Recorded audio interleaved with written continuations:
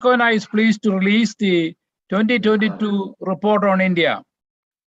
This is put together by the efforts of several individuals, and I want to acknowledge the tireless efforts to get the report together in a very short time.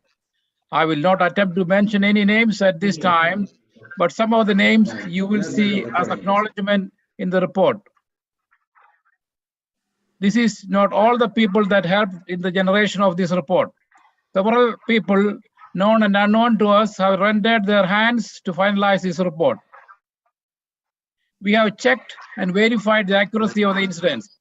This is a fruit of the efforts of several dedicated volunteers. We dedicate this report to the many who have suffered due to these atrocious ordeals and those who helped the victims to recover from their ordeals. We pray for God's sovereign protection for all the suffering individuals. We also pray for the perpetrators as they have caused pain for innocent people due to their ignorance and false beliefs, as they are simply following the instructions from their leaders. Before the actual presentation of the 2022 report, we are happy to present a few panelists who will share their experiences or opinions of what is happening in India.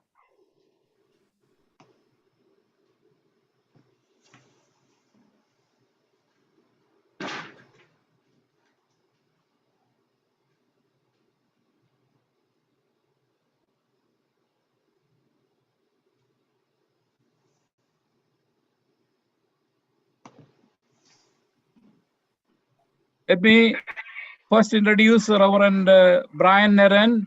He's a pastor of International House of Prayer in Shelbyville, Tennessee. He's going to share his experiences that he encountered during his last trip to India. Just bear with us for the technicalities. It's going to take a couple of minutes to get the video on.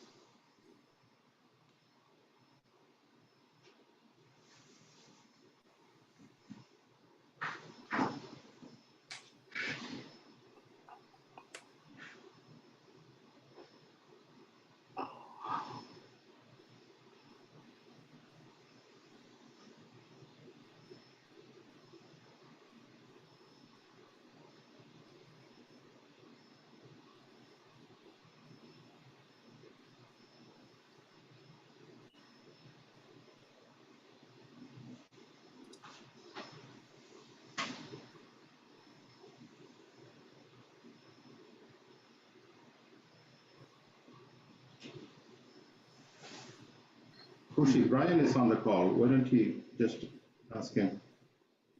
I'm on. Can you hear me? Yes.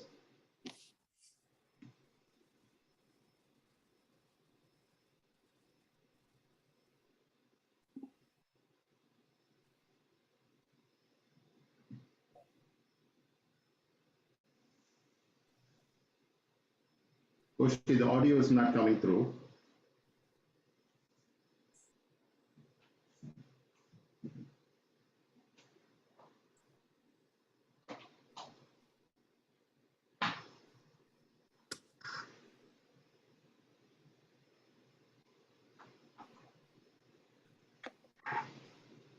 Okay.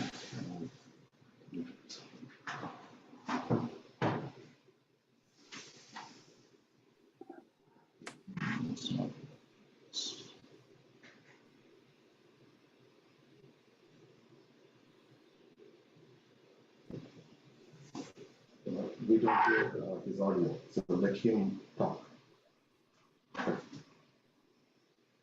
He can hear the audio.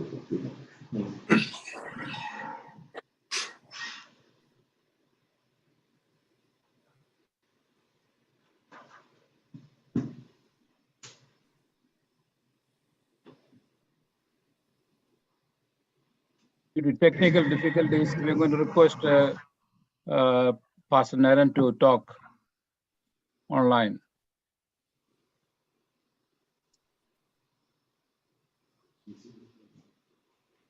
He can't hear us. That's the problem. This is not speaking. I don't think he can hear us speaking to him. I can hear you very clearly. Yeah. Naren, can you talk? Yes, I am ready to talk whenever you are ready. Okay, please. Okay, my name is Brian Naren. I am the pastor of the Shelbyville House of Prayer Church. I am also the president of the Asian Children's Education Fellowship. In 2019, I was on a mission trip to Northeast India and Nepal. My first stop was in Delhi Airport in India, where I declared money. I had an interview with 4 different people. They identified themselves as airport security, the tax bureau, and the last one from the customs department. I was cleared with the amount of money that I had to travel on to the next stop, which would be the final air destination in Bagdogra Airport. However, on my arrival at Bagdogra Airport, as soon as I exited the plane, I was arrested. I was interrogated quite harshly for 8 hours. And in the conversation that I had with 4 gentlemen in Delhi Airport and 4 different gentlemen at the Bagdogra Airport Customs Department, they were concerned with 3 things. All 3 asked exactly the same question. Are you a Christian? Will you meet with Christians in India? And will any Christians in India receive any of this money? The answer, of course, was yes, yes, and yes. That was my purpose and plan.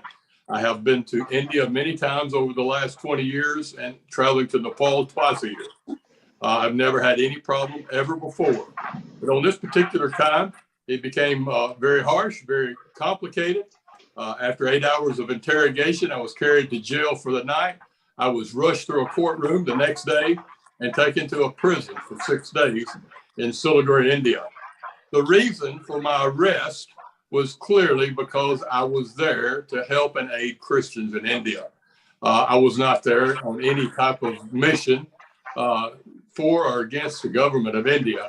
I was just there to help the poorest of their people to have a shot, children especially, at getting an education and being able to do better for themselves. However, through the process of adjudication for the first 3 months, I was told over and over again by the prosecutor, I was told by the customs officials, we have been ordered by the central government of India in Delhi to arrest you, to send you to prison for 3 years, and to build that case. One of the customs officials in Calcutta, when asked the question from me and from my attorney, he has broken no laws. He has passed all of the things and done all of the things you've asked him to do. What is this about? And he said, we've been ordered to send him to prison. We've been ordered to make a case. He said, but there is no case. He said, it doesn't matter about the truth or the facts. We've been ordered by central government to stop all Westerners from bringing help and resources and kindness into India. And so for the next 7.5 months, I worked diligently through the court system to try to be released. At the end, during this whole process, there was something that happened that is of particular interest, I think, for the politicians, the Congress, and the Senate of the United States of America. Upon my arrest, I was contacted from the consulate in Calcutta, India. The gentleman in charge said, Mr. Naren, you need to realize we have an agreement with India. We will not aid, we will not help, we will not assist you in any shape, form, or fashion. And for 3 months, the State Department kept their word. They offered me nothing. They said, until you can prove yourself innocent, even though wrongfully arrested and clearly understood, we won't help you. And they did not. It was only after I was cleared of all charges and they began charging me a second time that the State Department got involved. Had it not been for the American Center of Law and Justice, in particular C.C. Howell, I would have not been released out of prison in 6 days to be under house arrest for 7.5 months nor would I have been able to return to the United States of America. The government of India is not operating according to their constitution. My legal counsel pointed it out to me many, many times. They were violating their own laws, their own constitution, that they may crush all Christian activity in the country. I was visited by a high-level BJP member while I was there in house arrest in Siliguri, India. And he made it very clear to me. He said, if it was up to me, I would send you to prison for life, because you Westerners must listen and understand. We don't want you here. We don't care about poor people. We don't care about poor children. That's their problem. We are going to be a Hindu-only nation. He said everybody in India is going to become Hindu, leave the country, or be eliminated. So it is a very serious thing that's happening to the persecuted people of all minorities, minority Hindu, Muslim, and Christian, that is taking place today in the nation of India. Most of our government in the United States of America are either unaware or unwilling to face the truth because of financial and political maneuvers that are going on that are more important often to governments, obviously for the United States government and the Indian government, than the humanity of people who live in their countries. Thank you for this opportunity.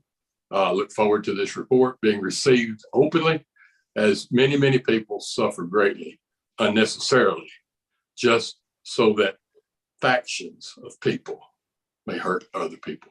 Thank you. Thank you, Pastor Naren, for that powerful message.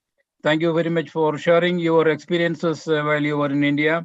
I'm sorry that you had to go through all those suffering, but I hope this will encourage a lot of people to understand and stand for Jesus. Now, let's hear from Reverend Peter Cook.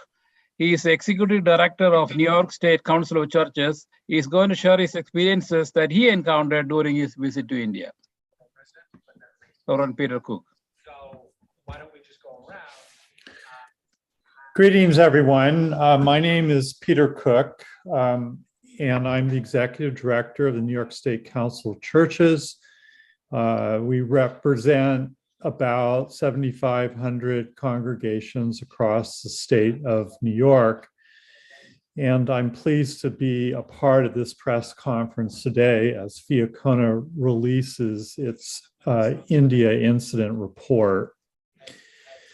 On March 24th, 2022, Filippo Asella, a well-known anthropologist and sociologist, arrived at the Thiruvananthapuram International Airport from the United Kingdom.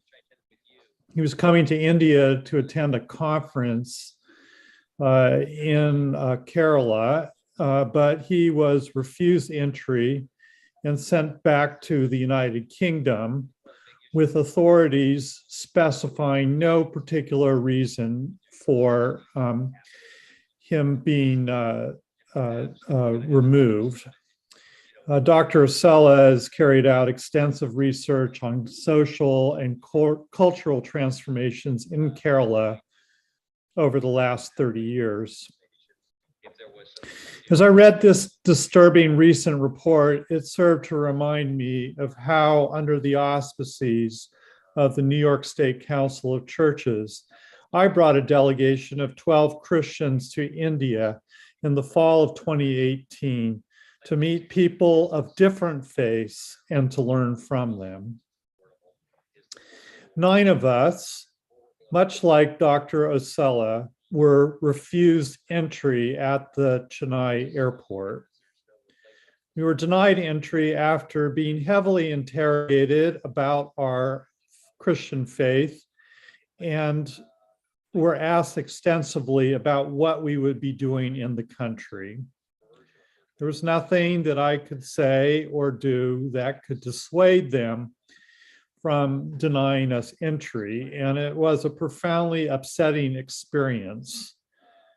But unfortunately, an all too common experience for visitors, religious minorities, journalists, clergy, academics, and others who come to India only to be treated very shabbily and then sent home. They're refused entry because it disrupts the Modi government's incessant political campaign to become a Hindu nationalist state.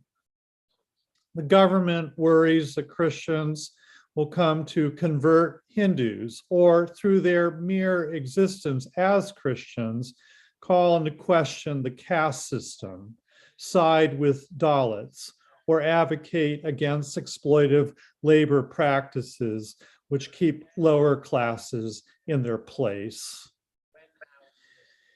The inconsistency of our refusal is that 3 of us, 3 out of the 12, were allowed in, which made this particular refusal very arbitrary.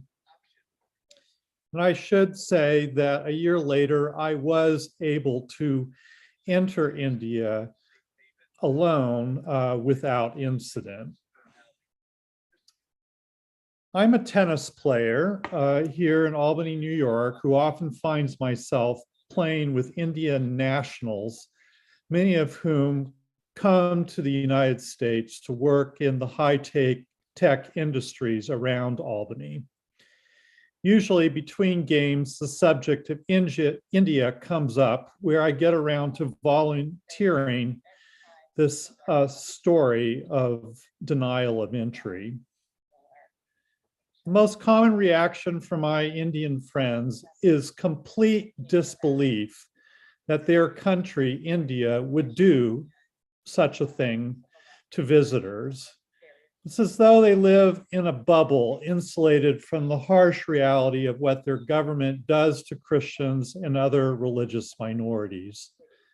Their shock is not unlike that expressed by many in the American public and the lawmakers who represent them, who are really lulled into thinking that India is a pretty blissful democratic state. They can't believe that such deportation can happen, or they look the other way when stories of religious discrimination or violence in India are being told to them. But here's the truth. India's constitution provides for being a democracy, but the current government is systematically seeking to undo the Indian constitution in its quest for an India to become a totalitarian Hindu nationalist state. This vision runs so contrary to India's historic respect for religious pluralism. And as people of faith, we have a duty to speak up and tell the truth about what this government is doing, so that the voice of the persecuted in India is honored, heard, and believed. Allowing this government to continue along this anti-democratic path, which is facilitated with heavy doses of physical and policy violence, poses a great threat to stability in the region and makes India an unreliable partner with the United States. We must pay attention to what is happening in India and speak up before it is too late. Thank you. Thank you, Reverend Peter Cook, for that message, and we really appreciate all what you are doing for the Indian community and for FIACONA. Now we are going to request Ms. Ria Chakrabarti. She is one of the staff members of the Hindus for Human Rights organization in the USA. Ms. Chakrabarti, please. Well, good afternoon to everyone, and thank you to FIACONA for inviting me, and thank you for releasing this report. So this past week, advocacy groups, including Amnesty International, Human Rights Watch, and VDEM, released reports on global democracy and human rights. These reports included updates to the human rights situation in India, and their findings were dismal. FIACONA's report on the state of religious freedom, especially for Christians in India, echoes concerns that democracy and human rights in India are deteriorating.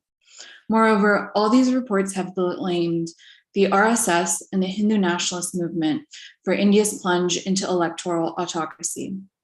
With the express goal of creating a Hindu state, the RSS, BJP, and their allies have restricted people's freedoms as they implement a narrow interpretation of Hinduism. Across India, state governments have introduced anti-conversion laws designed to interfere with Christian and Muslim practice under the guise of protecting Indians from forced conversions. Along with these laws, Christians and Muslims have been targeted in mob violence as Hindu extremists force their way into places of worship to break up prayer services and holy ceremonies. Hindus for Human Rights and our allies vehemently disagree with this nationalist experiment and its majoritarian violence. As a Hindu voice in our coalition, we believe it is our duty to push back against the RSS, the BJP, and Hindu nationalism. For us, Hinduism is a pluralistic religion, and our interpretation of Hinduism celebrates the diversity of people all across South Asia. At Hindus for Human Rights, our faith guides us to fight for justice, not to implement a narrow and violent interpretation of Hinduism. Indeed, Hindu nationalism is antithetical to the democratic and pluralistic roots of modern-day India.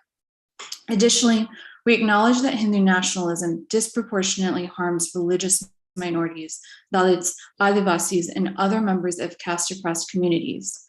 As we discuss FIACONA's report today, we hope that US government officials begin to refocus the role of human rights in the US-India relationship. We encourage elected officials to release statements and publicly denounce events when Hindu nationalist extremists attack churches and mosques during holy events, or when Indian government institutions introduce policies to restrict the rights of religious minorities. We hope that the State Department elevates human rights concerns in their direct engagements with the Indian government. As the US Commission on International Religious Freedom releases its recommendations to the State Department in the coming days, we hope the White House will take seriously the worry that religious freedom in India is of particular concern for the United States. Finally, we hope that the United States government understands that the current Indian government does not share our values or Indian values in democracy and pluralism. Prime Minister Modi and his allies have subverted India's democratic institutions to create an electoral autocracy and will continue to make life difficult for anyone in India who is considered another. The US-India relationship is founded on our shared freedom, but if that foundation begins to crack, and if the Indian government continues to chip away at that foundation, our alliance will be endangered. Thank you again for letting me speak. Thank you, Ria, for sharing your sincere thoughts on what is happening in India right now. Now, let me introduce Reverend Neil Christie. He's from the United Methodist Church, and he's going to share his thoughts on the report on India. Reverend Neil Christie, please.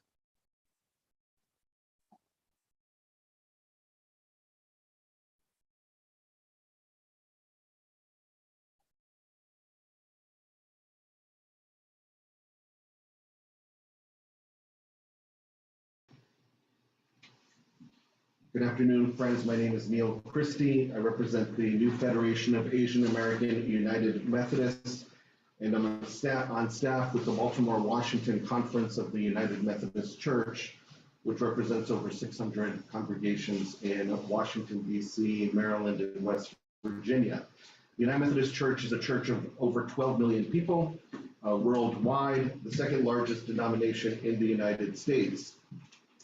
We commend FIACONA's annual report 2022 and lament the dozens and even hundreds of reported and recorded incidents of what we can consider in the US context hate crimes targeted against minority groups, particularly Christians in the Indian subcontinent.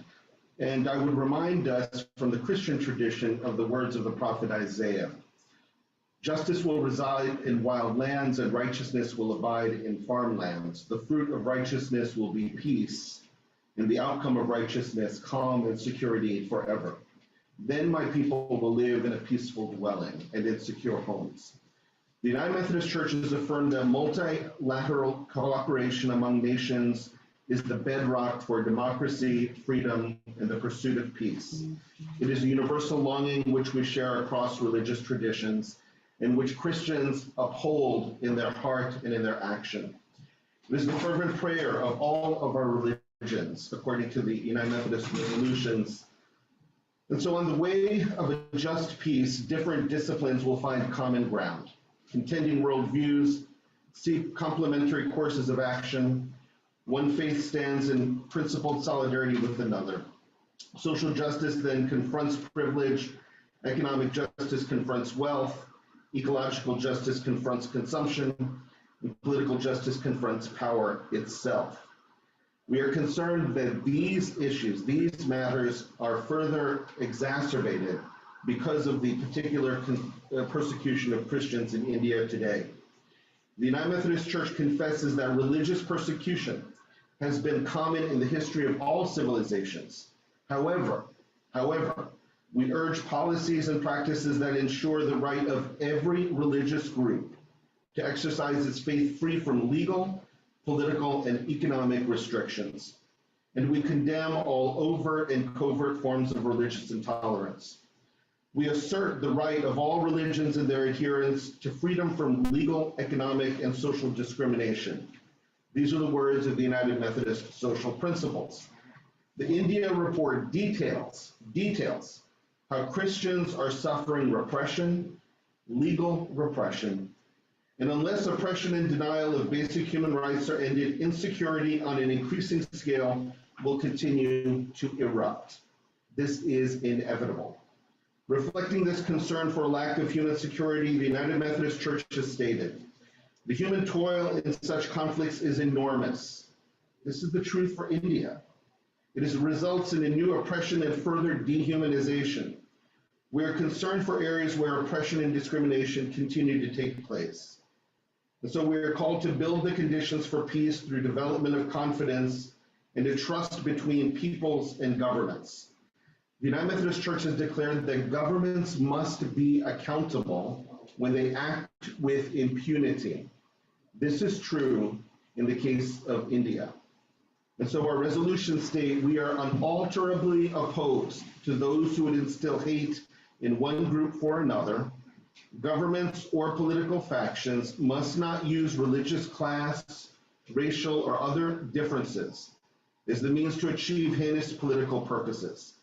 Securing human rights and human dignity in the form of religious and cultural diversity in India in a climate of mutual understanding and tolerance is the only means by which we can prosper by peace. And so again, we commend the FIACONA annual report 2022 to all of our advocates within the United Methodist Church and our ecumenical family.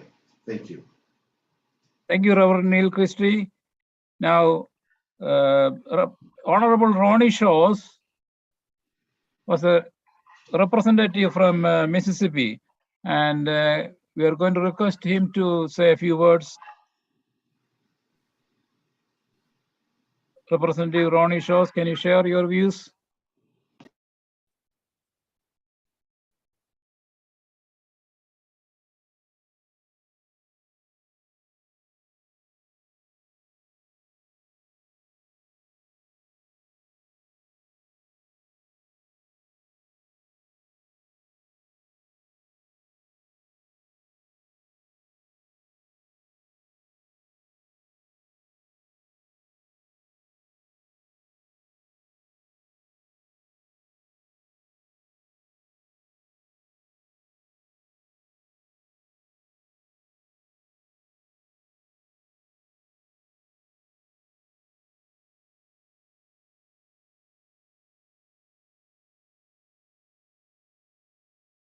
You online?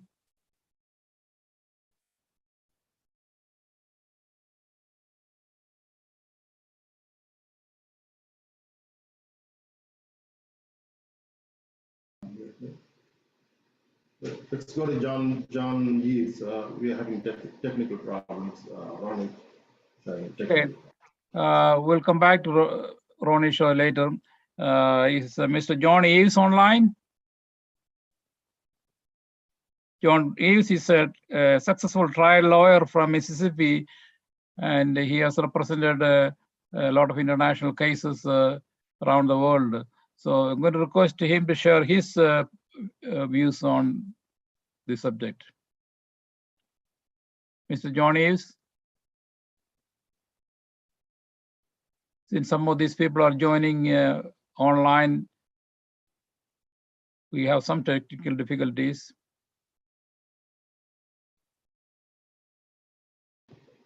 Let's go to Peter, okay. We'll come back to John Eves also once he's online again. Mr. Peter Friedrich is an independent, successful independent journalist, and I'm going to request for him to share his views on the report on India.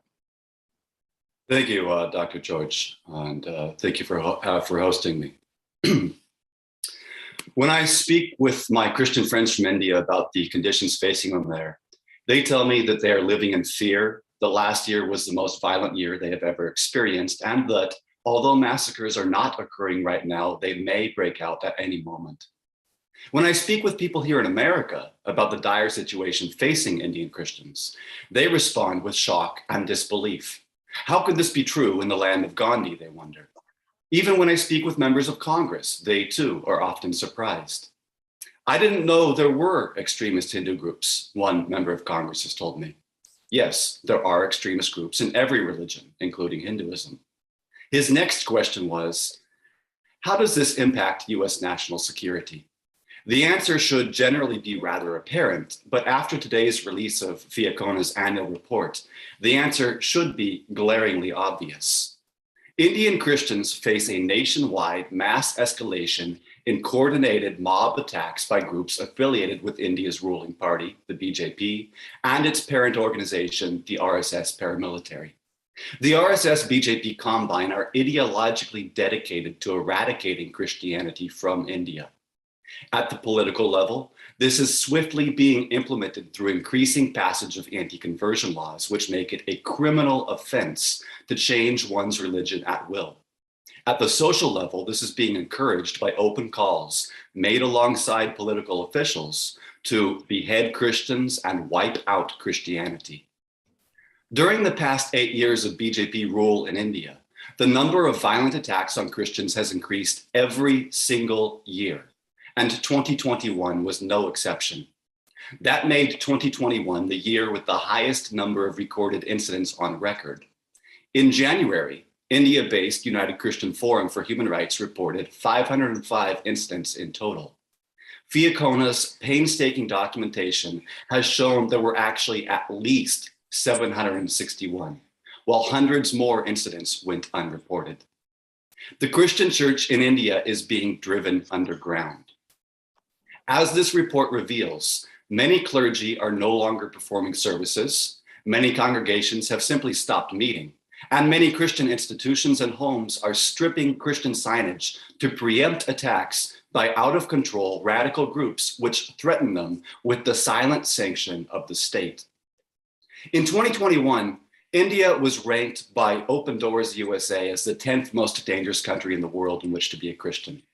It's easy to look at that and say, well, there are 9 other countries where it is more dangerous. But 3 things set India apart from the other 9 countries. India is the only true secular democracy on the list. India's population is more than twice that of all the other 9 countries combined. And here's the part where we touch on the impact to US national security. India is the US's closest de facto ally on the list.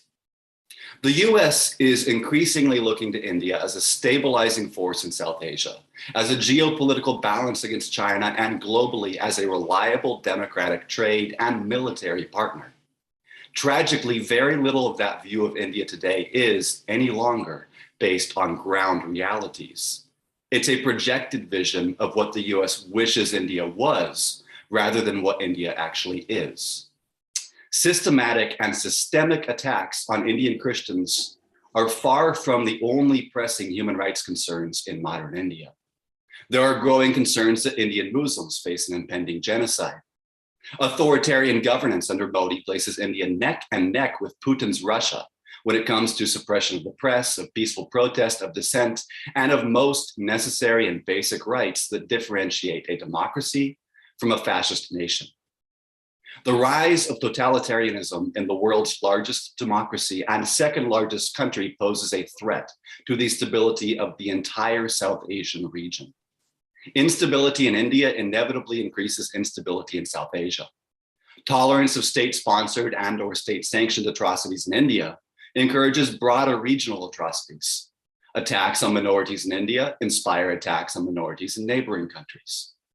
The entire situation in India is one that creates a vicious cycle of ever-escalating chaos throughout the broader region, and that is of concern to US national security interests in the Indian Ocean corridor.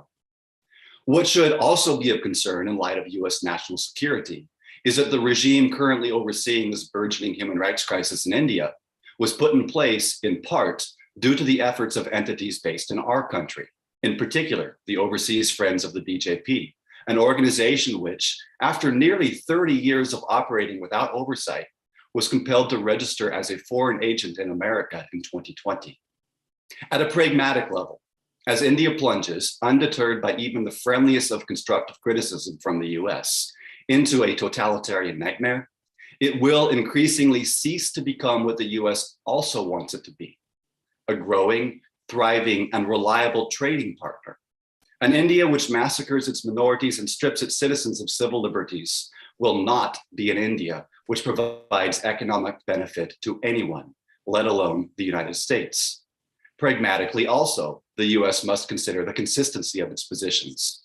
As we see the horrors that unfolded in Ukraine, the US rightly criticizes Russia for its gross human rights violations. Yet, to avoid justified accusations of hypocrisy by other global actors, whether those accusations are made in good faith or not, the US must apply the same standards when holding other nations, such as India, accountable. That is even more true when considering India's de facto alliance with our country. At a humanitarian level, we have a duty to never turn a blind eye. US national security concerns are impacted, but they should never be an excuse to overlook a human rights crisis that almost no one actually denies. As the US Congress becomes aware of the risk, will they wait for the bodies to pile up, or will they act before the situation spirals completely out of control? At a policy level, the call to action is very simple. Speak, speak, speak, and speak some more. Speak, to start, about this new report on the persecution of Indian Christians.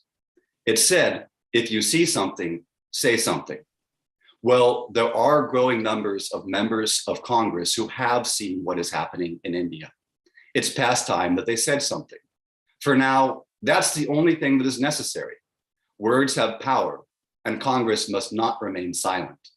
In conclusion, please consider that if the United States truly wants friendship with India, as we all do, then our country must recall the words of the Reverend Dr. Martin Luther King Jr., who said, in the end, we will remember not the words of our enemies, but the silence of our friends.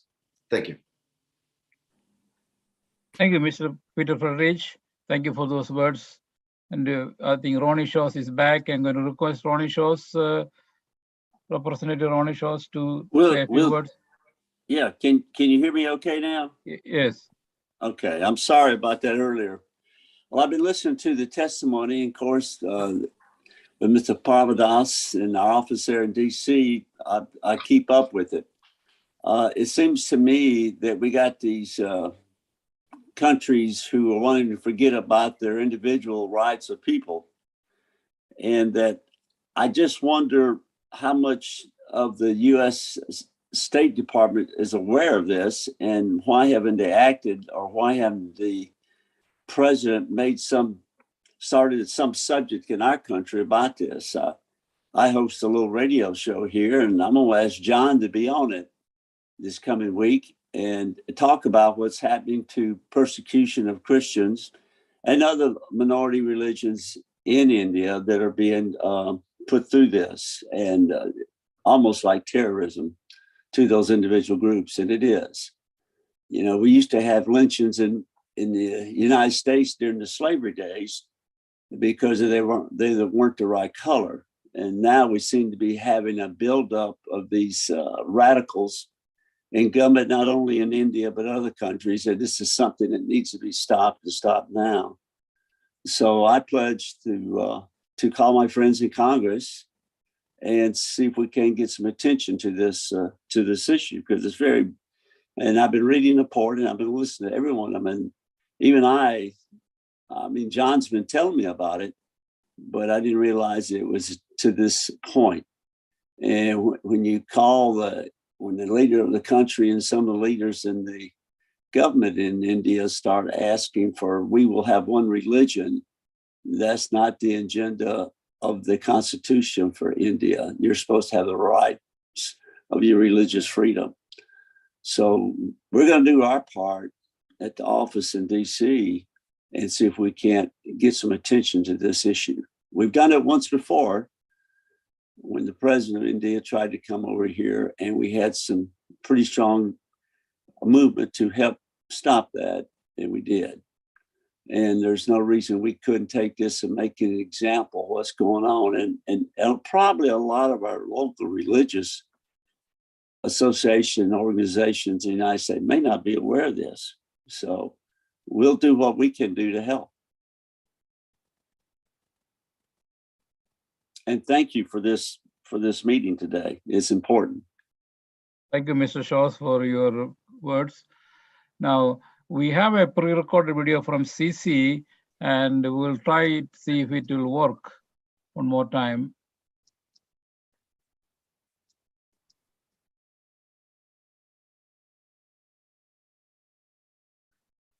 John, do you have access to that video?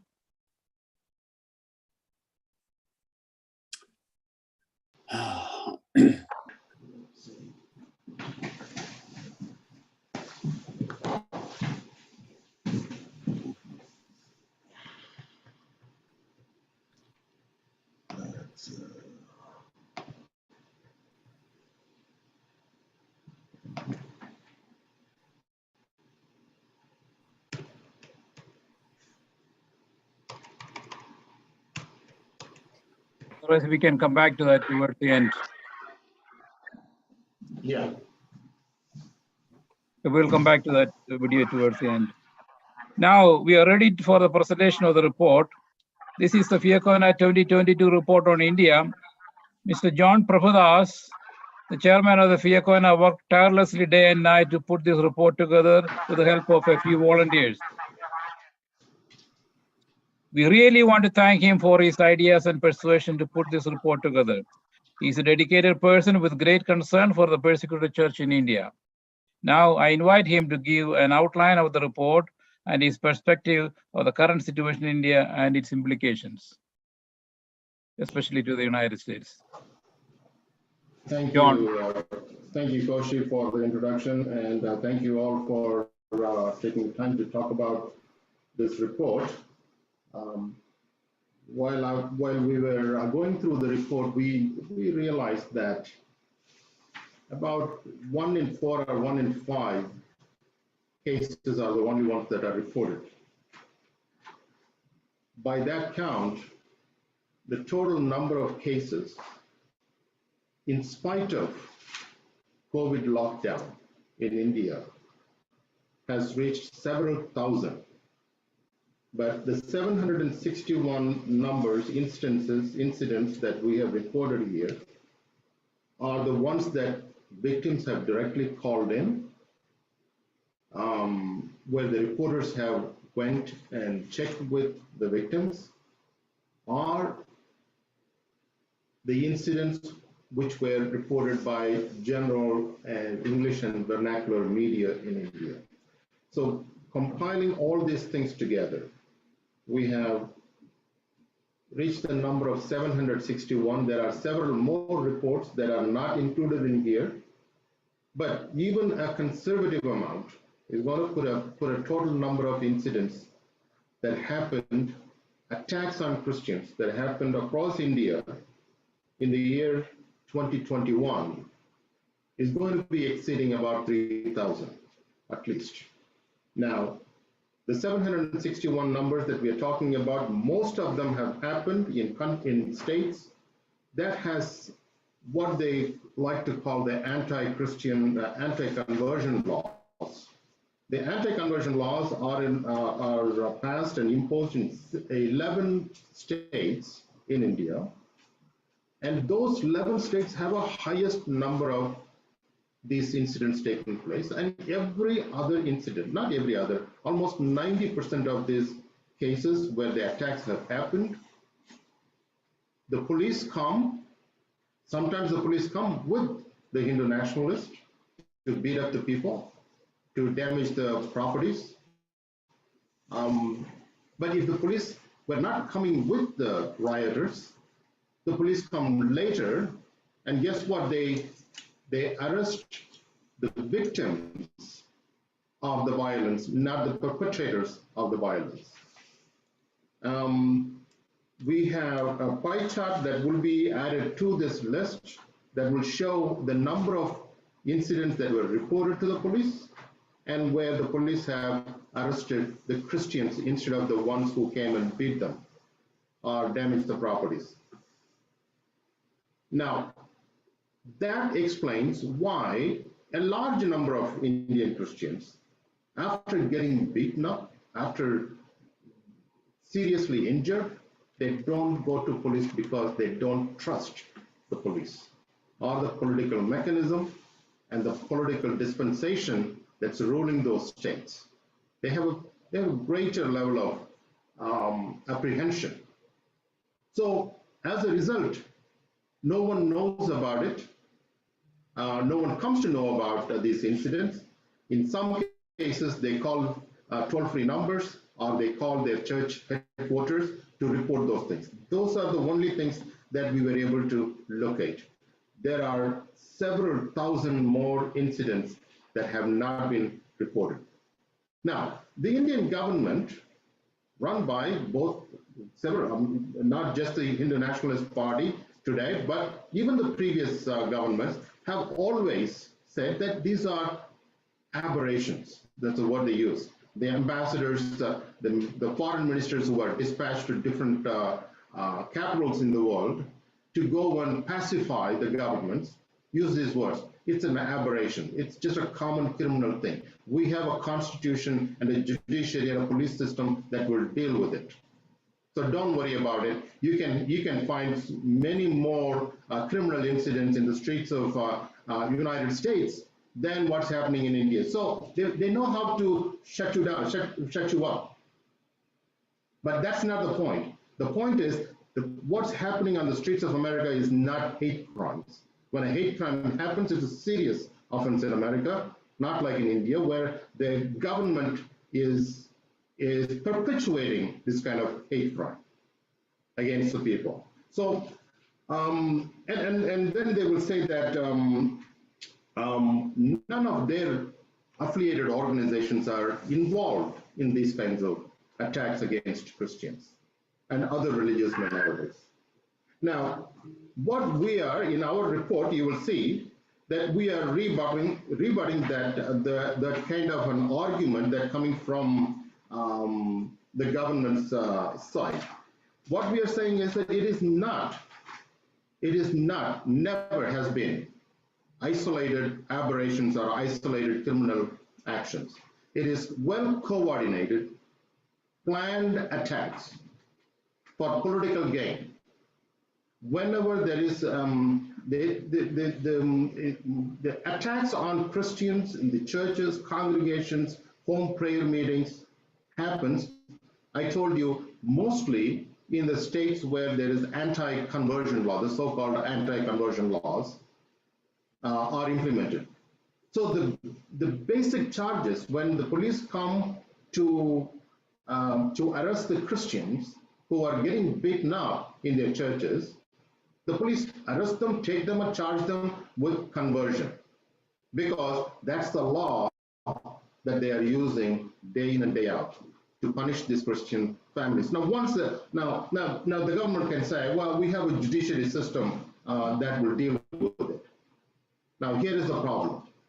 When a police mechanism, police force goes after a poor Christian family for praying in their house and charge them with anti-conversion laws, they have to fight that case for 20-some years. Because in India, no decision is made less than 20 years, minimum 2 decades. The family's finances, the time, the headache. So this is the tactics that they are using, not only in India. The affiliated organizations that are affiliated with the Hindu nationalism in the United States are using the same tactics against people who are speaking against this kind of violence. And that's happening here, right here in Washington, D.C. And I don't want to name anyone, but most of you know who I'm talking about. So this kind of arguments from the Indian government to say that these are isolated incidents, don't worry about it, we'll deal with it. Yeah, deal with it is fine, but the lives of these people are ruined forever. And that's what we are trying to see. And what is it? Now, let's come to, a lot of bad things are happening around the world. That's fine. Look at Africa, some Nigeria, really bad things are happening. Pakistan, it's really a gone case. Now, let's say, the Hindus and the Christians in Pakistan, the Ahmadis in Pakistan, what they are going through is horrendous experience. Now, that experience that people in Pakistan and the Hindus and the Christians and the other religious, smaller religious groups going through in Pakistan did not happen overnight. It happened over a period of 30-some years, 40 years maybe, or maybe longer. And America, Washington, the State Department, our Congress knew very well what was happening in America, in Pakistan. But we chose to keep quiet because we needed that country's assistance in fighting a bigger issue in Afghanistan. As a result, Pakistan has gone to a point of no return. Now, do you want the same thing happen in India? Is a question that you need to ask yourself. If the answer is no, then we have to do something about it. Do not turn away from what is happening locally in India, domestically, because the police system, the judiciary, the constitution, even the courts, the higher courts are ignoring the constitution, going by what the popular sentiment is. So that argument doesn't sell anymore. Now, if Washington needs India to remain a liberal democracy as a true friend of the United States for the economic and strategic interest in the Indian Ocean corridor, then we better wise up and do the things that are necessary to be done instead of saying, well, India is a democracy, largest democracy, and the oldest democracy story doesn't sell anymore. India today is on the record an elected autocracy. And that's well known today. And we should not take, and like I think Peter, I saw a tweet a couple of days ago, Peter Frederick said out, that we are very good in doing postmortem. After the Holocaust, all said we should never happen. And after Rwanda, we said the same thing. After Bosnia, we said the same thing. Now it's going to happen in India. All the experts are saying India has reached stage 8 of 10 stages for a likely Holocaust to happen, likely genocide to happen. Now, if we want to do the postmortem, we are fine. We can stay back in our confines and in our comfort and wait for another 15 years and then do a postmortem. But if you think we need to stop it, we need to do something about it. And people coming to Washington, D.C. and walking the halls of Congress and say, well, India is the largest democracy, we have the largest elections in the world and all those things, that's a bullcrap to hide the real problems in the country. So we have painstakingly added all these incidents in our report. I would like to really thank a lot of our friends and our staff and our even people who are not working with us, who have helped us putting this thing together.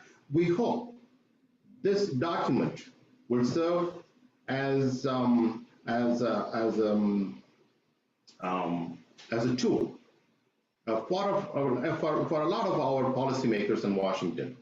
The administration has been over and over, even after 2 consecutive years that the U.S. Commission on International Religious Freedom said that India should be a country of particular concern. The State Department issues its own report saying that, well, worse things are happening in India, but still we choose to make a political decision that we will come to regret in the long term. So let's take it as a warning and do the right thing and put. Now, you don't have to put India on the sanctions list. I wouldn't call that. But I would say there are elements, there are organizations, there are people who are fomenting this violence, fomenting this kind of hatred in the country, in the society. One day the society is going to boil over. Unless you identify, we have identified them. All that you need to do is to call us and ask who are those people. Put them on the list. Put them on the sanctions list. And they are the non-state actors. No more excuses from the U.S. Administration to say, well, they are non-state actors, they are not connected with the government, so the government is not doing all these things. That argument doesn't sell anymore. It is time for us to really be truthful to our own reports. The State Department's own report, they need to look at where we are being hypocritical. And then I think we will be able to make some progress. Thank you.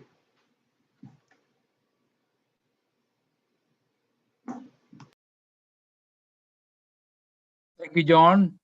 Now we'll set apart a few minutes for question and answers. If anybody has any questions you want to ask, you can either text or you can ask. I guess you can raise your hand, so we will give you a chance to ask questions.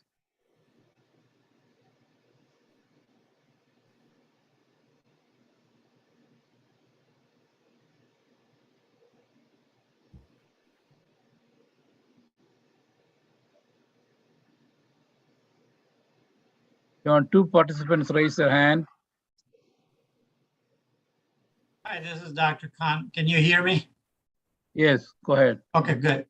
Yeah, so excellent report and excellent coverage. The question is, are we sending it to the members of Congress and the senators? I think this report should be sent to all of our representatives. We should do it to our representatives, but FIACONA can send it to all the senators and representatives, and then follow up with them after a week or so. So to make sure that they do read it, maybe have a letter that goes with the report. If you want that it to go from the India working group, we can do that, or we can send it individually, or individual organizations can send it. International Society for Peace and Justice can send it to the senators and the members of Congress, and we can request other people to do that. It is very, very eye-opening, and the time is now. And we should also have like a Twitter storm that the atrocities on the Christians and other religious minorities in India must stop now. Thank you. Thank you, Dr. Khan. Now I have the video on. Let me see if it will play.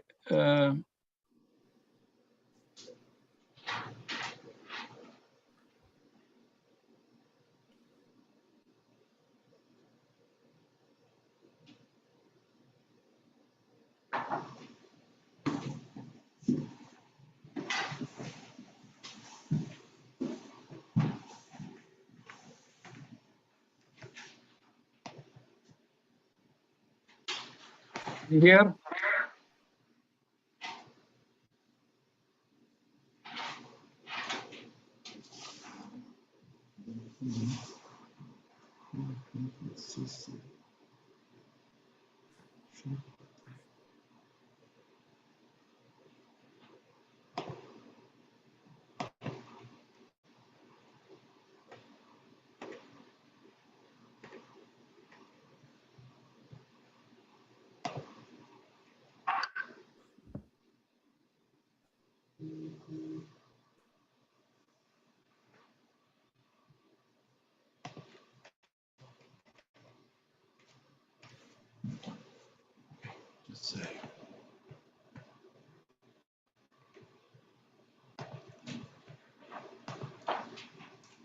Koshi, maybe we can just skip that.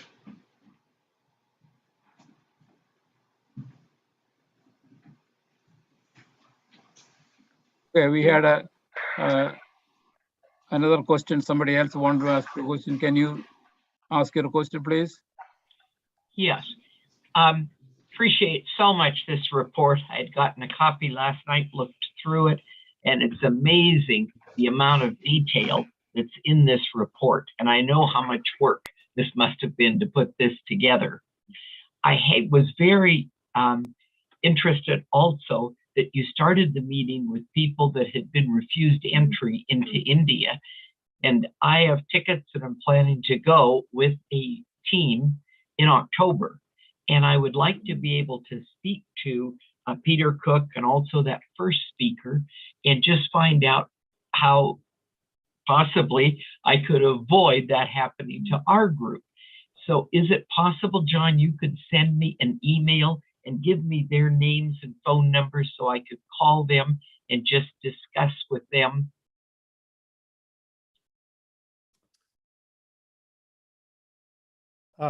Sure. I mean, I'm glad to talk to you, Audrey. Wonderful. Yeah. Can you give me your phone number, Peter, and I would just call you this afternoon?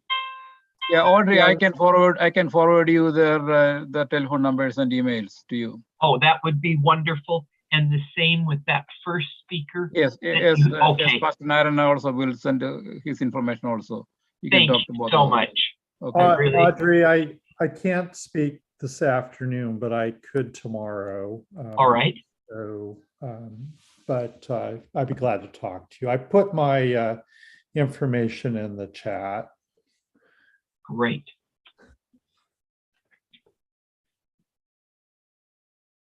Okay, so this basically concludes our presentation. Now you all have access to the booklet.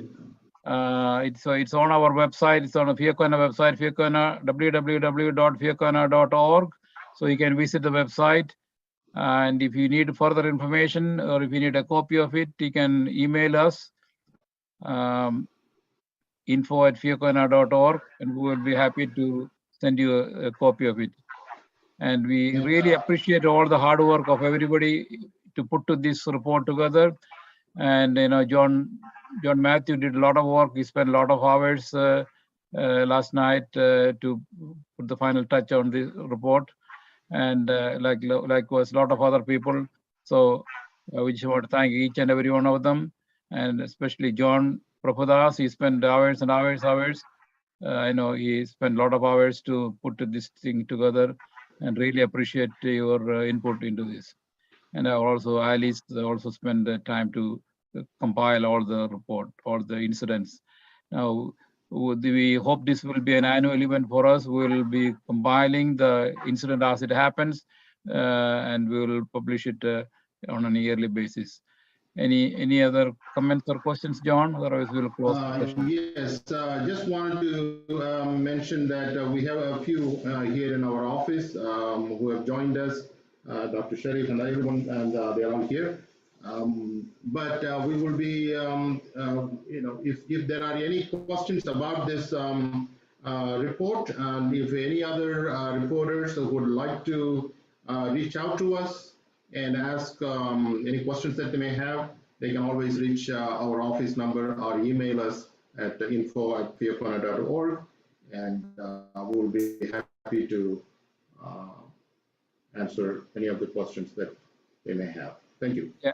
Anybody in the audience, in the room there who want to say anything? Anyone else? No, they're all good. Okay. All right. Thank you all the panelists. Thank you all the participants, and thank you everybody who helped to put this thing together. Thank you all the technical people who helped us to work on this also, and really appreciate all your help.